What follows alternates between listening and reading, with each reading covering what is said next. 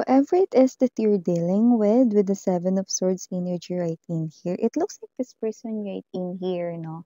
Meron siya ditong magandang money flow sa kanyang energy. Like, kaya niya ditong bumili ng mga mamahaling bagay or gamit, no? But with the Seven of Swords, this is someone right here, hindi gastador or Dora, no? Kasi siya yung klase ng energy, no, na kahit may kakayanan siyang bumili, alam niya kung paano i-handle ang kanyang money really well, no? So maybe this person right here is someone who's wealthy. Others not really mayaman, no? Pero meron siya rito talagang magandang flow ng money energy. Maaaring maganda ang kanya rito. Well-established ang kanyang negosyo. If you're dealing with an entrepreneur or a business owner, let us see. Or someone working in a company with a position na mataas. Let's see.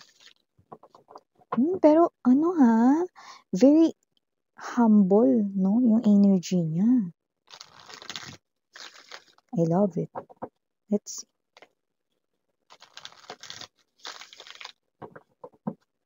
Okay.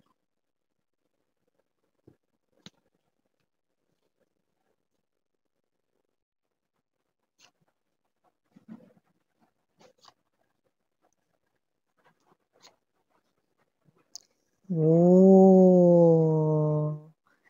Okay, kung sino man 'tong energy na 'to, 'no, mukhang meron siya rito, 'no, Eight of Wands energy na parang may energy siya ng kuwento-kuwento siya sa'yo, 'no, parang tuloy-tuloy ito na parang, nagsasabi siya rito, 'no, more likely about sa sarili niya, 'no, but it looks like it's some kind of a strategy. Oh, amoy fishy rito, King of Swords right in here and you're dealing with not a page, not a knight, not a king, but an emperor. You know, wala tayong gender dito, no? Pero it looks like whoever is this, the emperor takes a move. At hindi lang yan basta move, bold move. Yan o. So yan mga babes, yan o. Wow, wala tayong gender dito Okay?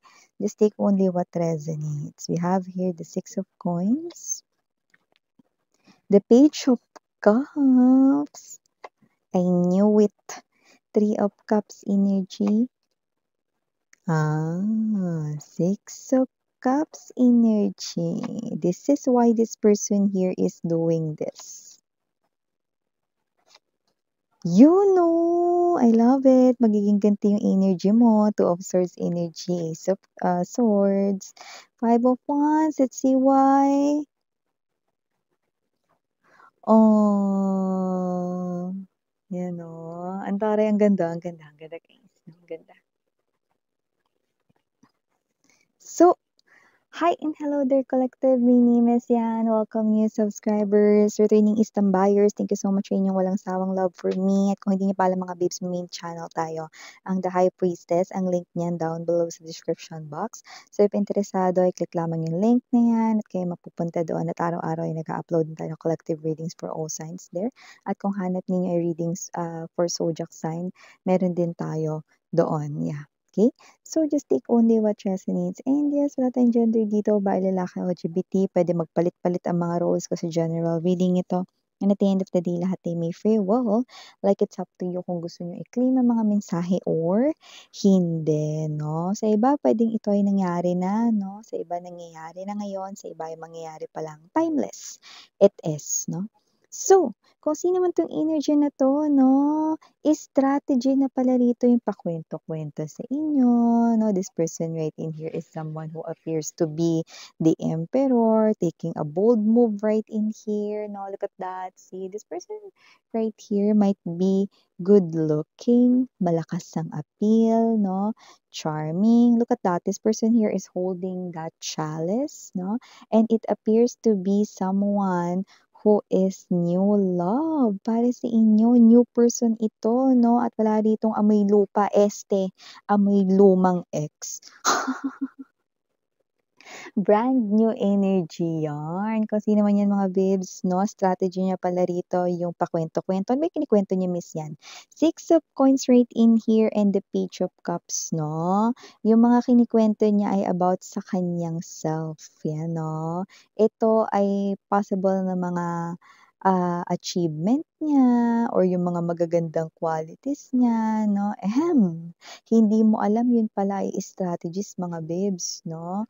Okay, parang introduction ng kanyang sarili. Ang dating nito ay hindi yung mayabang, kasi baka ang unang sumagi sa isip ninyo 'no, first impression ninyo, "Ay naku Miss 'yan, baka kaya niya kinukuwento yung mga achievement niya kasi niyayabang niya sa'kin 'yan 'no." Hindi magiging gano'n yung pakiramdam ninyo 'no, kundi talaga namang malulusot talaga kayo doon sa hole or sa butas 'no, dahil ito ay isang, klase ng strategy 'no, to win your heart at 'yan nga 'yun mga babes 'no, okay para ma-impress kayo at mafi-feel mo yung energy ng hindi siya nagyayabang 'no, kundi mafi-feel mo yung energy na nai-inlove ka sa kanya 'no. The more na yung sinasabi niya rito 'no, the more rin na nakikita mo rito yung kanya ritong pag-uugali 'no, at nakikita mo rito mga babes 'no, na yung mga sinasabi niya ay totoo. Yan 'no, Ace of Swords energy. This person right here is someone who's very truthful 'no. Bakit? Eh, bakit niya kinukuwento-kuwento yan? Ano ba yun, example ganito 'no, nagkukuwento siya tungkol sa mga na-achieve niya dati. Nung nag-aaral ako dati, example lang 'to, nag-aaral ako dati, varsity ako ng track and field, yung mga ganyan 'no. Tapos nagamit ko 'to, akala ko hindi ko na magagamit yun. Nagamit ko 'to para mahabol yung snatcher na kinuha yung bag nung ganito, ganyan. Parang alam mo yung energy, hindi yung mayabang na feels 'no, yung energy ng tamang kuwentuhan lang, 'di ba? Alam mo yung energy 'di ba, 'pag inuman, 'yan oh, lasinggera yung reader. 'Di ba 'pag inuman 'di ba yung kuwentuhan 'di ba, yung mga gano'n 'no, may yung mga kuwentuhan na ganyan. So, dito mafi-feel mo 'no, na yung energy hindi kayo mag-iinuman nito, walang gano'n, pero yung magkukuwento kayo, magkukuwento siya sa inyo 'no, puwede kasing katrabaho mo siya, baka boss mo 'to or puwede rin namang superior mo or managerial position kasi maganda yung ano niya, maganda yung hanapbuhay nito, maganda yung energy niya sa money. So, puwedeng siya ay businessman, businesswoman, business owner, puwede rin naman na boss 'no, puwedeng hindi kayo magkatrabaho pero maganda yung kanyang kaperahan, okey? So this person right in here magkukuwento siya rito, hindi lang yung mga tungkol sa mga achievements, hindi tungkol lang sa pera rito or kung papaano rito 'no, makikita mo rito na parang nagsumikap siya, yung mga ganyan 'no. Yeah, this person right here kung may pera siya or meron siya ritong yaman, pinaghirapan niya yun, okey? Hindi siya born with a silver spoon, okey, or hindi siya born with a gold spoon or kung ano man yang klase ng gold na yan. Hindi siya born with a white gold or rose gold spoon. So, nakita natin dito na kung sino man 'tong energy na 'to, pinaghirapan niya kung anong meron siya kapag na-meet mo na siya. So, nakikita natin dito 'no, na pati yung kanya rito mga ikukuwento sa'yo 'no, makikita mo rito na, mabuti pala talaga siyang tao or whatsoever 'no. Hindi yung kuwento kasi 'di ba may kuwento na mabubwisit ka, 'di ba? May mga kuwento na, "Ang yabang mo, ayan na parang gusto mong hawakan yung collar niya, ulitin mo sinabi mo." Gigil na gigil. So, 'di ba may mga gano'n 'no, pero ito wala. Dito talaga mga babes 'no, purong kilig lang yung mararamdaman mo 'no.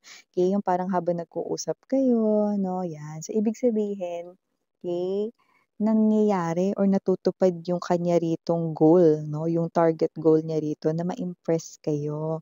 'Yan 'no, kasi ginagawa niya 'yan, introduction niya ng kanyang sarili kasi nga gusto niya ritong ma-impress kayo bago siya manligaw sa'yo. Maybe you love surprises or maybe hindi mo naman talaga as in love yung mga surprises, pero okey lang na surpresahin ka but this person loves to surprise you, 'yan 'no.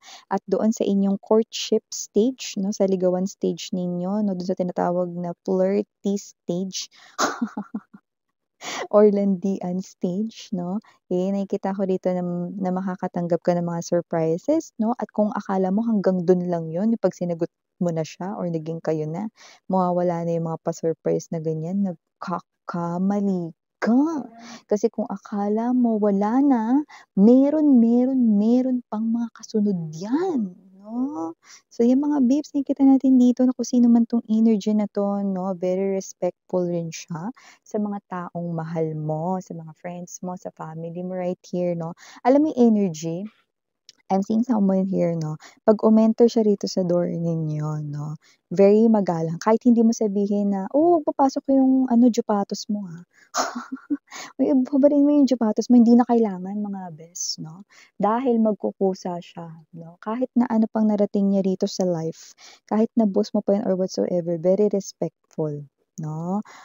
Iba pa diyan, this person right here 'no, might greet your parents 'no. This person right here 'no, maaaring magmano sila sa parents mo 'no, if you are a Pinoy right here. You know, showing respect right here 'no, ano man ang iyo ritong ethnicity, culture, even your beliefs and tradition, this person will respect that, no? Hindi lang sa family, pati sa friends mo, sa mga tao rito malalapit sa life mo, sa iyong genuine circle, no? So, nakikita natin dito that with this Knight of Pentacles energy, very sincere ang kanyang intentions, no? At yung mga kwento niya sa'yo, lahat yun totoo. Okay? At ang maganda doon, hindi mo mararamdaman kahit na 0.0001% yung yabang, hindi. No? So, itong person na to, no, nakikita ko dito mga babes, no, kaya ka mas lalo kayo ritong kikiligin sa kanya, no? Kasi nga kinikilig na kayo rito habang kinakausap niyo siya, no? Eto, yung nakikita natin dito. Maaaring maging bulong-bulungan or usap-usapan kayo rito, okay? Dahil nga dito sa inyong kakonek. Dahil lumalabas siya rito bilang someone na may magandang background sa life, you know, or meron kasi siyang posisyon sa kanyang okupasyon, 'no? Or baka ito yung mga tsismoso-tsismosa lalo na kung magkatrabaho kayo niyan or magkasamahan kayo sa trabaho, 'no? Maaaring ma-affected ka rito, okey, kahit papaano, okey, sa mga sinasabi ng iba. "Ah, yan pala yung gusto nung boss natin." 'Di naman sila bagay, yan 'no, with the Page of Pentacles in reverse, okay, maaaring ang mga sabihin rito is parang mga negative like, hindi bagay, akala mo naman ang ganda or akala mo naman ang gwapo, akala mo naman talaga feelingero, gumaganon, mga gumaganon sila, yung parang sila yung ang sarap na ano, pitikin yung ilong. 'Di ba? Pero kung kinikilig ka na nakausap mo siya 'no, alam mo mas kikiligin ka rito. Tignan mo naman yung kilig mo rito halos magtago ka na sa kumot mo 'no, 'yan 'no. Yung walang kumot pero nilabhan mo, pero nagtago ka sa mukha mo, 'yan 'no, gamit yung kamay mo. 5:00 na hindi ka pa tulog, 'di ba? So alam mo 'to 'no, 'yan ay Nine of Swords energy, hindi dahil ikaw ay nababahala dito 'no, kundi ikaw ay gising hanggang diyan dahil kinikilig ka diyan, dahil mas lalo kang kikiligin with the Moon card energy, 'wag mo silang pansinin. Ang pansinin mo, ikaw at ako, parang sariling mundo natin. 'Yun 'yun 'no, ang taray. Ay, di ikaw na. May itsura, check, 'no. Maganda ugali, check. May respeto, 'no, check, 'yan 'no. Maganda rito 'no, yung kanya ritong, kaperahan 'no, check na check rito 'no. Ano pa, wala ka na ritong hahanapin pa, 'di ba? Kung sino man 'tong energy na 'to, 'wag mo daw pakinggan ang sinasabi ng iba. Kung sinasabi ng iba hindi kayo nababagay, 'no, 'wag mo daw silang, pakinggan 'no. Ikaw at siya sa inyong sariling mundo, 'yan 'no. Mundo'y magiging ikaw. Ah. 'Di ba? So, dito 'no mga babes parang sinasabi niya rito, "Wala akong pakialam sa sinasabi ng iba." 'Yan 'no. Pero may energy rito 'no na kapag ikaw ay sinaktan 'no, ng as in pisikalan dito, hindi siya rito uupo lang at manonood 'no. Kundi nakikita ko rito mga babes na itong tao na 'to ay poprotektahan kayo rito, okey? Yung iba, if this person right here may mga tao ritong below the belt na yung sabihin sa inyo, then hindi rin siya rito uupo lang 'no, kundi nakikita ko rito this person will speak out 'no. Pero kung ganito-ganito lang din naman ang bababaw 'no, this person right in here 'no, wag mo daw silang pakinggan, okay? Yeah, I just heard focus. Yeah, thank you spirits, that's the right word 'no. Mag-focus ka lang daw sa inyong dalawa, ikaw at siya sa inyong sariling mundo, ano. Yung wala kayong iba ritong iintindihin, wala kayo ritong ibang papansinin 'no. Kahit na tinatawag pa kayo rito 'no ng inyong nanay 'no para tanggalin yung sampay kasi umuulan na 'no, may sarili kayong mundong dalawa. Yeah, bes umiwas ka na lang 'no, sa hampas ng hanger ng nanay mo. 'Yan mga bes 'no, at least in love ka dito. Mamaya na 'yan 'no, meron kasi kaming sariling mundo rito, eh. So yeah, okay, for the initials right here, yes, we do have nandito letter T. We also have here the letter N. Nandito rin ang letter E. Now, for the E, maaring two or more E sa pangalan itong person na to, no? And we also have here other letters, letter R, letter C, and last but not the least, the letter So yeah, these are all the messages. Thank you. And again, I'm your Yana Oni for the girls, Yana Duna for the boys. Sarang Hail, Love and Light. And you.